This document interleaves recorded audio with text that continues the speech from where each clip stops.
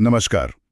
आज हम एक ऐसे सवाल पे बात कर रहे हैं जो अक्सर सुनने में आता है, काफ़ी चर्चा में रहता है कि भारतीय कानून व्यवस्था क्या वाकई महिलाओं के प्रति ज़्यादा झुकी हुई है? या ऐसा क्यों लगता है? हमारे पास जो जानकारी है वो इसके पीछे के कई कारण देखती है, ऐतिहासिक, संवैधानिक, सामाजिक। तो चलिए आज इसी को थोड़ा खोलकर समझते हैं। बिल्कुल। और इस धारणा को समझने के लिए सबसे पहले हमें थोड़ा इतिहास में पीछे जाना होगा।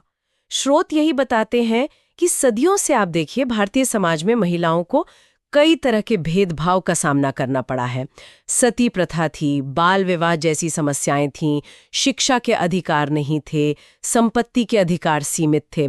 तो इन सब चीजों ने मिलकर समाज में एक गहरा असंतुलन पैदा कर दिया था। तो एक नजरिए से देखें तो बहुत से कानून इसी ऐतिहासिक अन्याय की कह सकते हैं भरपाई करने की कोशिश के तौर पर लाए गए। हाँ ना, ये ऐतिहासिक संदर्भ वाकई बहुत जरूरी है। मतलब ये कानून ऐसे ही हवा में नहीं आए हैं ना, इनके पीछे एक वजह है, एक पृष्ठभूमि है। लेकिन ये सिर्फ इतिहास की ही बात तो नहीं है, हमारे संविधान में भी इसका कुछ आधार है। हाँ, आपने बिल्कुल सही पॉइंट पकड़ा।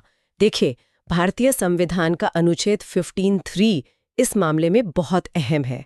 ये साफ तौर पर राज्य को मतलब सरकार को ये अधिकार देता है कि वो महिलाओं और बच्चों के लिए विशेष प्रावधान बना सकती है, स्पेशल कानून। अच्छा। और मजे की बात यह है कि ये प्रावधान उसी अनुच्छेद 15 का हिस्सा है जो समानता के अधिकार की बात करता है।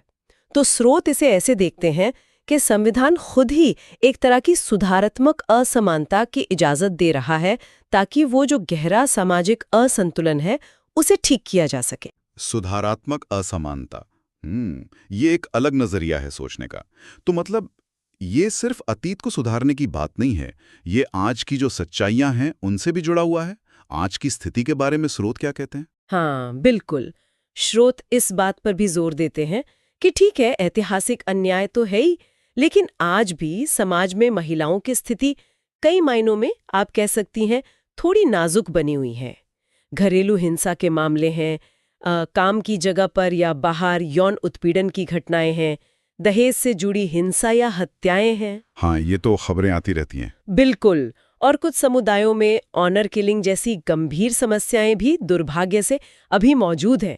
तो इन वास्तविक खतरों को देखते हुए भी कई कानूनी उपाय जरूरी समझे गए। और शायद इन्हीं सच्चाइयों के जवाब में वो कानून आते हैं जिनका जिक्र अक्सर होता है, जैसे आईपीसी की कुछ धाराएं। सही कहा आपने। इसी सामाजिक और सुरक्षा की जरूरत के चलते भारतीय दंड संहिता मतलब आईपीसी और दूसरे कानूनों में महिलाओं की सुरक्षा पर खास ध्यान दिया गया।